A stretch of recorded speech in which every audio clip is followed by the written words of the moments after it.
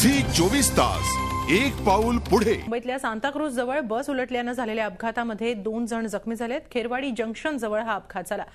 C71 मार्गावरची ही बस आहे। आज सकाळीच ही बस उलटल्याने परिसरातल्या वाहतुकीचा चांगलाच खोळंबा झाला होता। यामध्ये 2 जण जखमी झालेले आहेत। माही मिरारोड मार्गाची ही बस होती।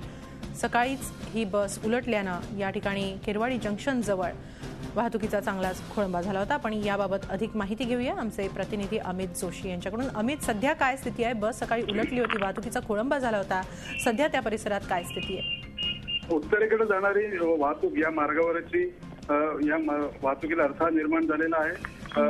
बस बाजूला करण्याचे प्रयत्न चालू आहेत। अगदी थोड्या वेळात बस मार्गातून बाजूला करण्यात येईल। सर्व प्रवासी सुखरूप आहेत। काही प्रवाशांना किरकोळ इजा मात्र नक्कीच झालेली आहे। असं तरी एक मोठा अपघात टळला आहे असंच म्हणावं लागेल का नाही? वेस्टर्न एक्सप्रेस हायवेवर आपण नेहमी बघतो की खूप मोठी वाहनांची गर्दी असते, वाहनांची ये जा जोरात सुरू असते।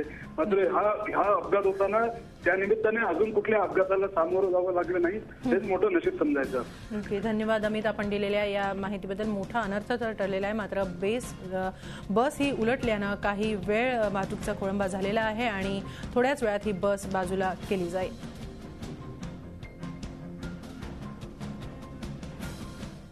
झी 24 तास एक पाऊल पुढे।